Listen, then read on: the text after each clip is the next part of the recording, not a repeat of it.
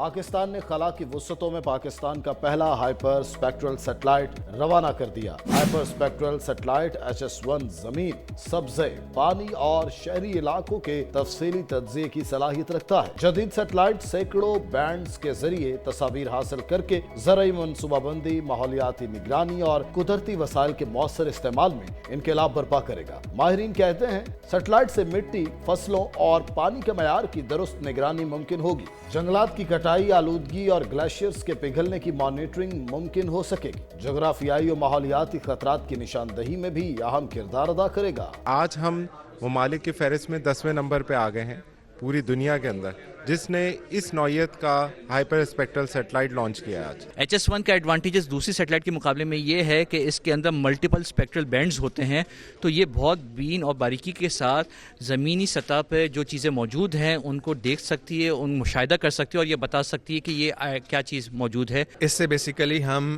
Hundreds of colour bands on the land ہم detect کر سکتے ہیں، دیکھ سکتے ہیں لینڈ کو، بہت ڈیٹیل اس کا ایکس رے ویو ہم لے سکتے ہیں ارتھ کا، اور اس ملٹی ہائپر اسپیکٹرل ہونے کی وجہ سے ہم جو ماحولیاتی تبدیلیاں ہمیں مل رہی ہیں ان کی ہم پیش کی اطلاع معلومات لے سکتے ہیں۔ سیٹلائٹ کو اپنے مدار میں پہنچنے کے بعد 2 ماہ کی ٹیسٹنگ درکار ہوگی، جس کے بعد یہ مکمل طور پر فعال ہو جائے گا۔ HS-1 رواں برس پاکستان کی جانب سے خلا میں بھجوایا جانے والا تیسرا سیٹلائٹ ہے، جو ملک کی سائنسی اور معاشی ترقی میں نئی راہیں کھولنے کی امید بن گیا ہے۔ جدید سیٹلائٹ سینکڑوں بینڈز کے ذریعے تصاویر حاصل کر کے زرعی منصوبہ بندی، ماحولیاتی نگرانی اور قدرتی وسائل کے مؤثر استعمال میں انقلاب برپا کرے گا۔ ماہرین کہتے ہیں سیٹلائٹ سے مٹی، فصلوں اور پانی کے معیار کی درست نگرانی ممکن ہوگی۔ جنگلات کی کٹائی، آلودگی اور گلیشیئرز کے پگھلنے کی مانیٹرنگ ممکن ہو سکے گی۔ جغرافیائی اور ماحولیاتی خطرات کی نشاندہی میں بھی اہم کردار ادا کرے گا۔